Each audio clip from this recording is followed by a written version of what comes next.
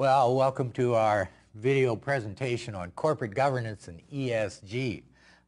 Says an introduction, so I guess that means we're not going to get very deeply into it, and that's probably a blessing. But let's take a look at what we've got, make sure you have a good understanding of it for the exam. Let's define corporate governance here. Internal controls and procedures for managing a company. Now we're going to flesh that out and add a little bit more to it, but that's the short version. And corporate governance is not the same around the world, different societies, different countries, different cultures. And there's really two competing theories out there. One is maybe the older view of just shareholder theory. This focuses on the interests of the company's owners, the common shareholders, and corporations should be governed with their interests in mind at every step. And a newer outlook on things is called stakeholder theory, where it focuses on managing the conflicts among interests of various stakeholder groups. And I'll go through with you what some of those groups are here. The shareholders elect the board of directors. The board of directors hires, evaluates, determines the compensation for the senior managers, right? CEOs, presidents, things like this. And another stakeholder group is the employees. Also the creditors, the suppliers, we can consider the interests of the customers, and to some extent government and regulators as well. And there's conflicts that arise among these groups. So when we're talking about corporate governance and stakeholder management, we're really managing the conflicts, and we'll highlight in here, at least give some concrete examples of what some of those conflicts are. Our third LOS here, we need to describe the principal-agent relationship. So this is the story of the principal is the owner, the agent is hired to act in the interests of the owner. And in the context of a firm, the shareholders are the principals. They employ the directors, and the directors hire the senior managers, and they act as the agents to run the company. So the old principal-agent conflict, if you think about an insurance agent and the insurance company being the principal, well, from an agent's point of view, if I were selling life insurance, I'd like to go find a lot of people that know they're going to die soon, and it looks like a really good value for them, but this doesn't really fit the interests of the insurance company. And so an agent may have different incentives, and so somehow we have to mitigate this problem, eliminate this problem, deal with this conflict when the interests of the agent are not exactly lined up with the interests of the principal. And an example in our context here is that directors and managers may prefer a lower risk level than shareholders, because shareholders can hold 1,000 shares of this company and diversify it with other holdings and reduce their risk that way. Whereas directors, and especially managers and managers that hold a lot of stock or stock options in the company, have their risk is not diversified. So they would choose, if left to their own devices, a safer path than would shareholders, the principals in this situation. When we talk about stakeholder management, we've got some components that go into this, and this is just a listing, a division of these. When we talk about the legal infrastructure, we're talking about the laws that are relevant to the stakeholders. Contractual infrastructure is simply the contracts between the company and its various stakeholders, maybe a union contract with the employees or employment contracts, contracts with suppliers, contracts with customers, all this sort of thing. The organizational infrastructure is the corporate governance process and how they manage these stakeholder relationships, especially conflicts in stakeholder interests. The governmental infrastructure is the regulations under which the company operates. So all taken together, these are the framework for stakeholder management. In terms of relationship with shareholders, there's an annual general meeting, and at that, there are certain things the shareholders vote on. They don't vote on the day-to-day operations, but they do vote on some things, accepting an auditor for the firm, and very importantly, election of the board of directors. And this will happen at an annual general meeting. Now, they can also call an extraordinary general meeting if there's a special resolution. If it comes up during the year, they're going to make a large acquisition, and that's something that needs to be put to a shareholder vote, given the corporate charter, then they'll have a meeting for that. Excuse me. Sometimes it'll be a supermajority vote. That is, some resolutions may take a 2/3 majority, changes to the corporate charter, for example, whereas other votes are just a simple majority. And we have proxy votings. You don't have to go to the annual general meeting. You can send in your proxy and say how you want it voted. And there's really two kinds of voting for the board of directors. One is majority voting. That's what we're used to. 1 vote per share. So if there's 8 board seats, we're going to have 8 elections. And the one with the most votes in each election is elected to the board. But voting can also be cumulative. And with cumulative voting, if there's 8 seats on the board, you get 8 votes per share. And you can cast all those votes for one candidate. You can split them amongst other candidates. The important thing to remember about cumulative voting is it helps minority shareholders get representation on the board. Because if there's 8 board seats and you're a minority shareholder with 20% of the shares, well, you take your shares times 8 votes per share and put them all on one candidate, you can get representation on the board. Where with majority voting, you would lose every election because you have 20% of the shares and there's somebody or some group out there with 50% of the shares, they'll choose every board member. So cumulative voting makes it much easier for minority shareholders to get some representation on the board of directors. We can have a couple types of boards, or at least we'll define 2 types here. A one-tier board includes internal directors. Now, when we say internal, these are company employees. So the senior managers, the CEOs, often on the board, sometimes the chairman of the board, although that's becoming less and less common than it was in the past. And then we have external directors who aren't company employees. And if they have no other relationships with the company, they're not a consultant, they're not getting paid finder's fees for acquisitions or mergers or anything like this, then we call them independent directors. Now with a 2-tier board structure, there's a supervisory board, which is the external directors, and separately a management board of the internal directors. And the supervisory board, as its name suggests, has the overall oversight.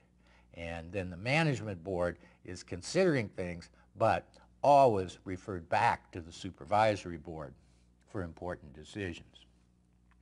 So overall, the responsibilities of the board of directors are to set the strategic direction for the company, how capital is allocated, the capital structure of the company, large borrowing, issuance of shares, things like this. They also select and evaluate senior managers and set management compensation, and importantly, plan for management succession. As I mentioned, they approve large investments, acquisitions, and any changes in capital structure. They establish and monitor the internal controls, and when we talk about internal controls, we're talking about controls on the uses of the resources of the company so that employees, board members, whomever can't use them for their own interests. The board also needs to ensure the quality of the financial reporting through their internal audits and their hiring and supervising of external auditors, or perhaps hiring and evaluating external auditors might be a better way to put it. Now there's several board committees. Now if it's a smaller board, smaller company, then there's going to be some overlap here. But we just give you some examples here of in larger companies with larger boards, the types of committees that you would see. But these functions all have to be fulfilled in any company. So we've got the audit committee. They oversee the financial reporting. They oversee the internal controls and the internal audit. And they recommend an external auditor to the board. A governance committee would implement the company code of ethics, monitor changes in laws and regulations to make sure that the company's in compliance and has the systems in place and the people and reporting and communication in place to make sure that they will remain compliant. The Nominations Committee searches for and proposes candidates for the board. And remember, board members can have specializations as well. They may be looking, if they're moving into a new area, they may be looking, we need a board member that understands manufacturing and robotics and whatever like this. And it could be somewhat specialized, and of course there'll be financial people on there, operational people as well. The Investment Committee reviews proposed capital investment projects, acquisitions, maybe the overall capital budget, not specific projects, and asset sales. The Compensation or Remuneration Committee recommends the compensation levels and types for directors and senior managers and oversees an employee benefit plan. The Risk Committee recommends appropriate risk policy and risk tolerance, right? The projects that the firm is going to undertake, their strategy, how risky is it, what risks are they best at handling and dealing with. Of course, if you take no risk, you get no extra return. But they want to put together the bundle of risks that company can best benefit from. And they oversee the risk management processes that make sure they stay on track in that regard. So what are some of these factors that affect stakeholder relationships? Well, we could divide them and call some of them market factors. There's pressure from activist shareholders for changes they will believe will increase company value. And we've seen that more lately. Hedge funds are particularly active in this regard.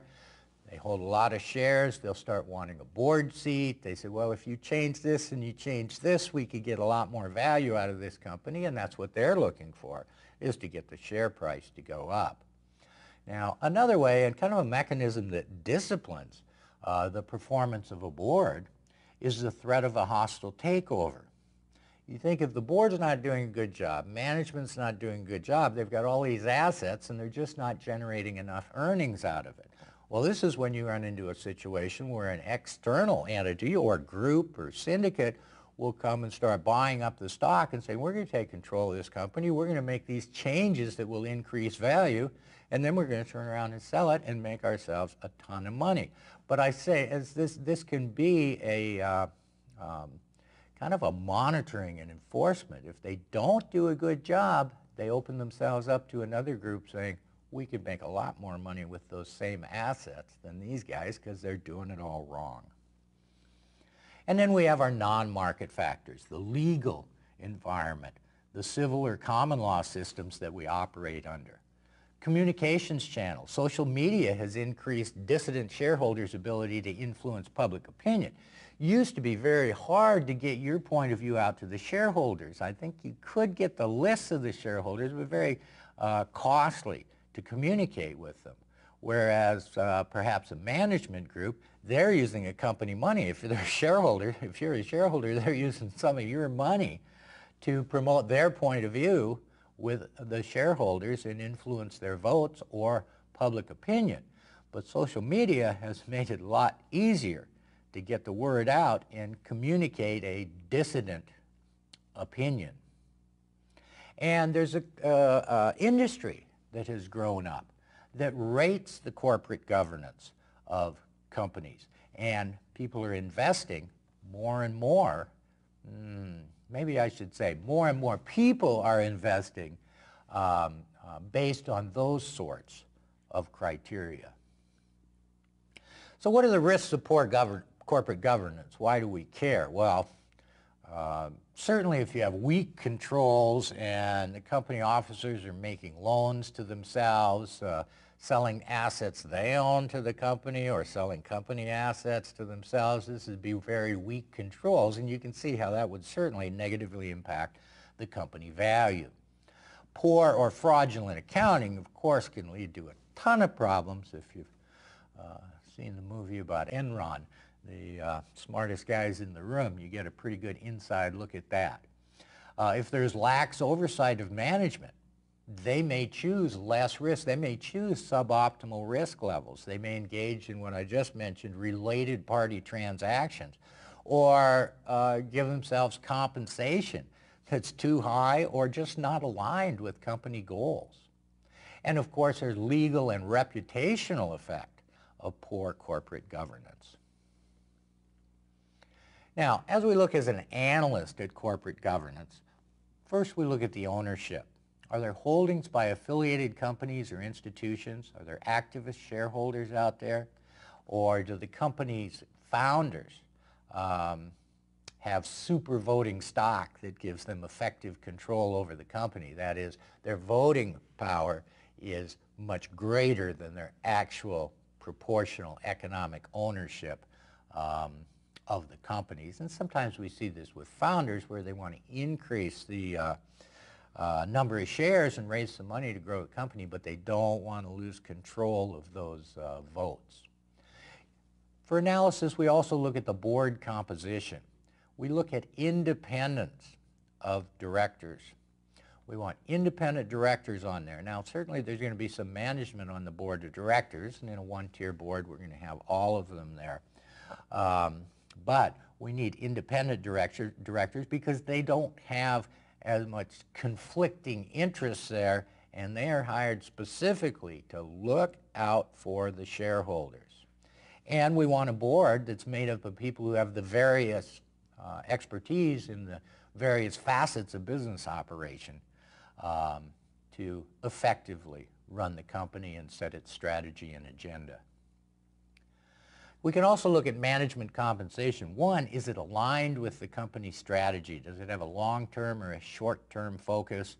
And if that compensation is very stable over time and they're getting their bonus every year, are those performance targets just too easy? So in terms of alignment, rather than saying, oh, meet this short-term goal, get a cash bonus, you say, oh, if you're able to do this, we'll give you some options that are exercisable even in some cases after you're gone, but typically a few years out, because we want the management to have a longer-term perspective that is matched up with that of shareholders. That's what we mean by aligning the compensation structure with the company's strategy. And shareholder rights. Okay? They're weaker with what we call staggered boards. A staggered board, if we had 9 director positions and we elected 3 of them each year, so they each had a 3-year term, that's a staggered board. And that's harder for an outside group to buy up shares, and it's harder for shareholders as a group to change the strategy in the board because they can't change the whole board during one election cycle. Are there anti-takeover provisions that really protect from these hostile takeovers? Well, anti-takeover provisions are protecting them from hostile takeovers, and that basically says, well, we can do a pretty poor job here, but as long as we can tell shareholders a credible story and they don't throw us out, we'll be fine, because we've got these takeover provisions that mean a hostile takeover is much more difficult. And we talked about dual share classes. One class of share having multiple votes per share, so that economic ownership and effective control are somewhat separated.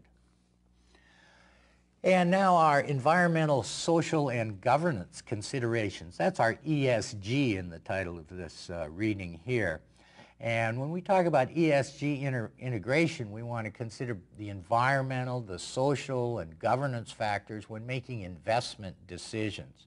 This has been referred to as sustainable investing or responsible investing. So ESG integration, although we need to know it well for the exam, or perhaps more properly, you need to know it well for the exam. I don't have to take it anymore. You should be familiar with these terms, but it's often called sustainable or responsible investing. And so how do we apply that in investment analysis? Well, we've got 4 examples here, or 4 terms that you should be familiar with. Negative screening, excluding companies or sectors based on ESG factors. So we go, okay, I don't want to own tobacco companies, causes cancer, kills people, all of this. That would be negative screening.